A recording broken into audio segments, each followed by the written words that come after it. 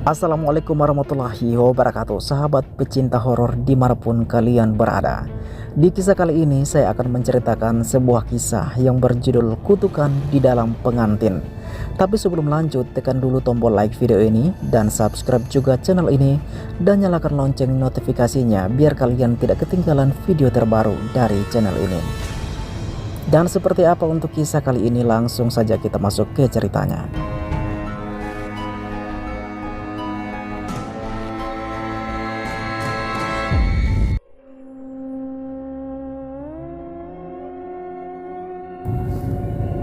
Dalam perjalanan menuju rumah sakit, Bu Deni memeluk tubuh Nining yang sudah tidak sadarkan diri.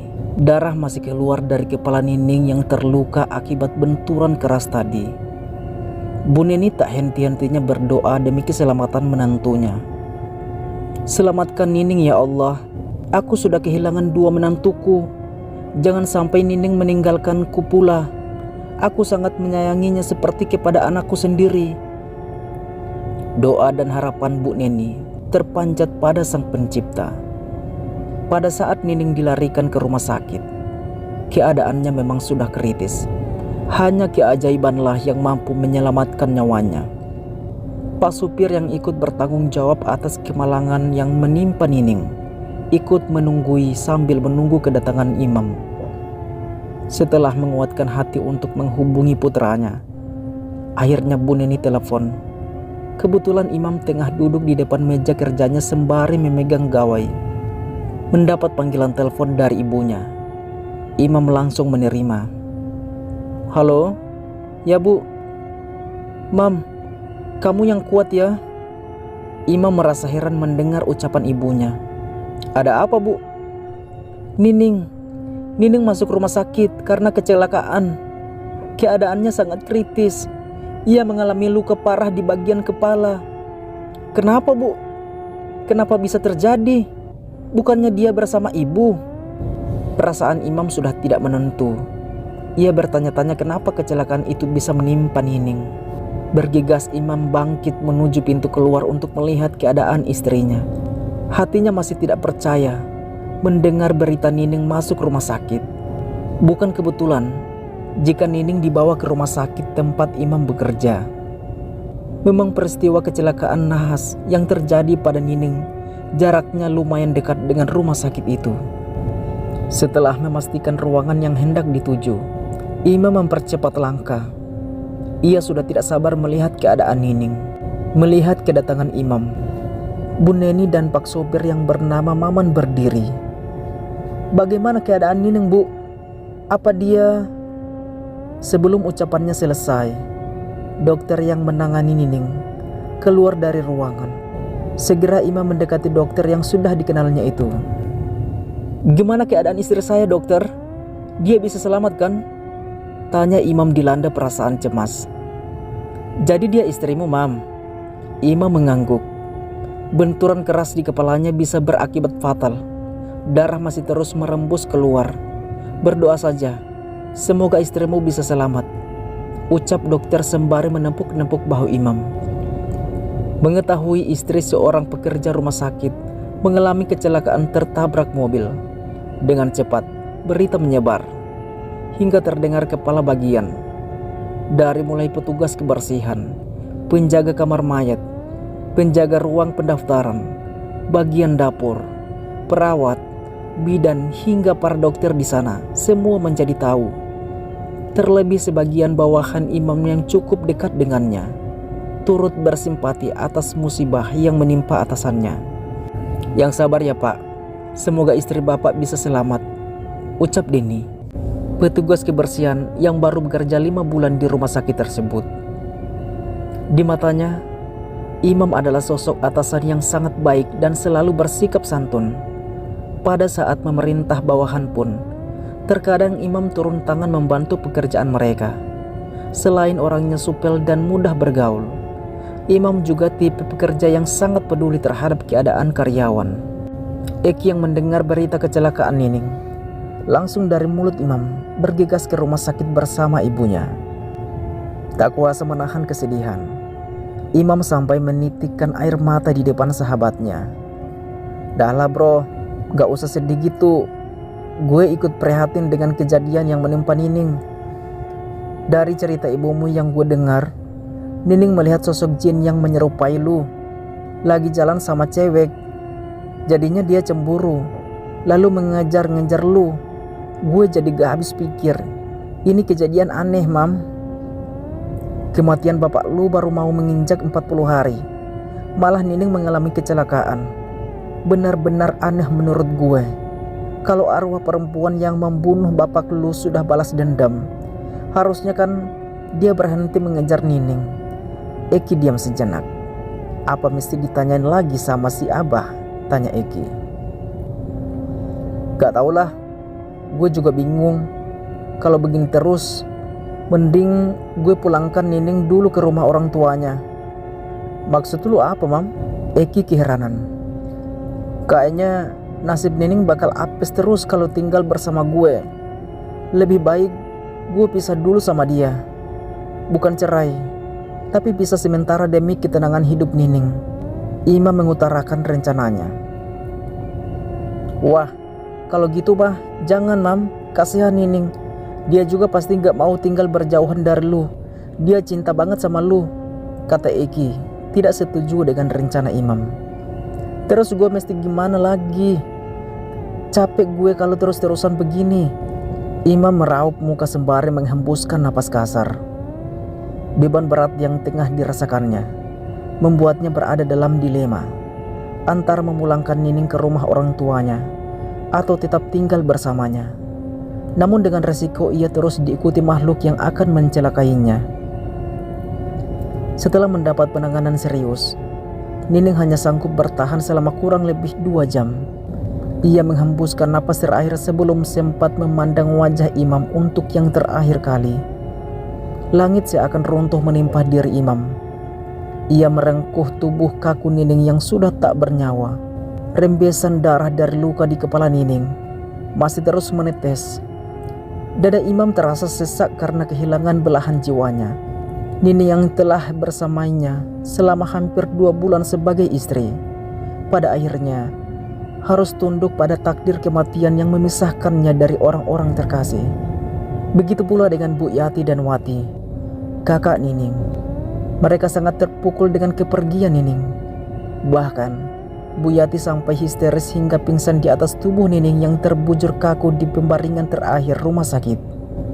Meskipun Imam pernah mendengar langsung perkataan Nining yang rela mati demi dirinya, tetap saja hatinya merasa sakit dan teramat kehilangannya. Walaupun Nining bukan meninggal pada saat sedang bercinta dengannya, sebagaimana yang terjadi pada Ayu dan juga Sinta. Namun Imam menyadari bahwa kehidupan manusia tak pernah lepas dari yang namanya kematian. Ada perjumpaan, pasti ada perpisahan. Ada awalan, sudah pasti ada akhiran. Ada kelahiran yang pasti berujung kematian. Kesemuanya adalah siklus kehidupan manusia yang telah ditetapkan oleh Sang Maha Penentu segala, Allah Azza wa Jalla. Setahun berlalu sejak kepergian Nining untuk selama-lamanya. Kini Imam menjalani kehidupan seperti biasa tanpa beban, tanpa harapan muluk, tanpa keinginan menggebu untuk mencari pendamping hidup lagi. Ia hanya mengikuti alur hidup yang telah digariskan Tuhan kepadanya, namun tetap berbekal keyakinan jika suatu saat dirinya dipertemukan dengan seseorang, maka itulah yang terbaik dari Rabb-nya. Hari itu bertepatan dengan tanggal 1 Syawal selepas melaksanakan sholat Id. Imam dengan santainya masih menikmati opor ayam buatan ibu tercinta. Ia berencana ziarah ke makam ketiga istrinya. Dimulai mendatangi kuburan Nining bersama Bu Neni. Tetesan air mata mengalir di kedua pipi Imam. Terbayang saat pertemuan pertama dengan Nining. Gadis bertubuh montok dan berhenol itu sangat disayang Imam. Dirinya rela tidak menyentuh Nining demi agar mereka tetap bersama. Namun pada akhirnya kenyataan berkata lain. Nining tetap pergi meninggalkannya dalam kecelakaan tragis yang merenggut nyawanya. Selepas meluahkan rasa rindu kepada Nining, walau hanya dapat memeluk batu nisan. Tujuan Imam berikutnya adalah kuburan Sinta, teman sekelas yang pernah naksir kepadanya. Walau hanya 2 hari menyandang status istri, tetap meninggalkan kesan mendalam untuk Imam. Surah Yasin ia bacakan demi ketenangan arwah Sinta di sisi Tuhannya. Yang terakhir, Imam ziarah adalah makam Ayu, wanita cantik nan Ayu yang menjadi istri pertamanya. Awal pertemuan di rumah sakit sangat membekas bagi Imam. Ayu adalah adik dari salah satu pasien yang tengah dirawat kala itu. Imam berkenalan dengan Ayu di koridor rumah sakit ketika Ayu sedang menunggui kakaknya. Imam yang naksir Ayu duluan, tak ingin menunda lama. Ia mengajak Ayu menjalin hubungan singkat sebelum akhirnya Imam membawa Ayu ke pelaminan. Setelah berziarah ke makam Ayu, Sinta dan Nining, Imam merasakan ketenangan batin. Satu hal yang merupakan kebiasaan baru buat Imam. Sebelum tidur, Imam selalu menatap ketiga wajah cantik sang istri dan mendekap foto-foto mereka hingga terlelap. Malam itu, Imam bermimpi melihat Ayu, Sinta dan Nining tengah menatap kepadanya dibarengi senyum bahagia dari ketiganya. Mereka terus melambai ke arah Imam. Imam terpaku dan hendak mengejar, namun guncangan lembut di bahu membangunkannya. "Bangun atuh anak ganteng ibu, jangan mentang-mentang hari libur bangunnya siang. Tuh lihat jam, udah jam 5. Bu Neni tersenyum manis seraya memandang Imam yang menatapnya sendu. Imam nurut, lalu bergegas ke kamar mandi untuk membersihkan diri. Agak siangan ia menelepon Eki. "Ki, jalan yuk." "Jalan kemana? Bosan ya di rumah?"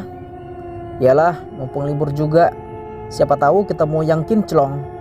"Hahaha, udah bosan jadi duda lu? Baru juga setahun lebih. Target nyampe 2 tahun kan?"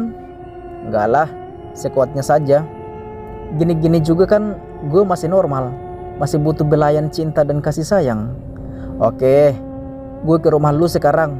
Gue tahu tempat nongkrong yang cocok buat ngademin hati lu yang lagi kangen sentuhan cinta." Menunggu pesanan minuman datang di sebuah kafe, Imam dan Eki masih asik ngobrol. Seorang pelayan wanita menghampiri meja mereka. Saat menaruh gelas minuman, si wanita mengenal wajah Imam. "Dengan Imam ya?" sapanya ramah. Imam yang sempat melirik wanita itu mengangguk. "Siapa ya? Kayak pernah lihat." Imam menatap gadis yang rambutnya diikat satu. "Saya Rena, teman dekatnya Ayu." Pasti lupa," ucap gadis bernama Rena. "Oh iya Rena, waktu itu kan kita pernah kenalan. Hampir saja lupa. Apa kabar Ren?" Imam berdiri seraya mengulurkan tangan. "Alhamdulillah baik jawab Rena dengan sunggingan senyumnya. "Kenalin temanku Eki." Imam memperkenalkan sahabatnya. Eki dan Rena saling mengangguk memperkenalkan diri. "Udah lama kerja di sini?" tanya Imam masih berdiri. "Baru 8 bulan beritahu Rena." Sudah menikah belum?" Pertanyaan yang meluncur begitu saja dari mulut Imam. "Belum belum ada jodohnya." "Oh, kebetulan Imam lagi cari." "Apaan sih?" Imam menyikut lengan Eki. "Enggak Ren, enggak apa-apa." Imam jadi salah tingkah di depan Reni. "Mari saya ke belakang lagi." Rena pamit. "Iya silakan Ren," jawab Imam. Saat Imam dan Eki jalan menuju parkiran, mereka ngobrol. "Gimana? Lu ada minat sama si Rena?" "Masih single bro, bisa digait," kata Eki. Keduanya lalu naik ke atas motor dan Eki sebagai pengemudi melajukan motornya menuju pulang. Lihat senyumnya manis juga, walaupun cantikan si Ayu. Tapi gue gak mau buru-buru, santai saja. Jodoh takkan kemana, takkan lari gunung dikejar bro. Serahkan semuanya pada yang maha tahu. "Oke, sip deh kalau gitu. Pelan-pelan men, yang penting kesampaian. Haha." Eki dan Imam tertawa bahagia di tengah padatnya lalu lalang kendaraan di jalanan kota Tasik. Oke teman-teman, sekian kisah hari ini. Jika kalian suka dengan video ini, jangan lupa tekan tombol like comment, and share video ini, dan subscribe juga channel ini. Dan nantikan kisah-kisah horor berikutnya. Jika kalian punya kisah mistis yang ingin kalian ceritakan, kirimkan cerita kalian di Facebook Tema Gorontalo. Sekian, wassalamualaikum warahmatullahi wabarakatuh.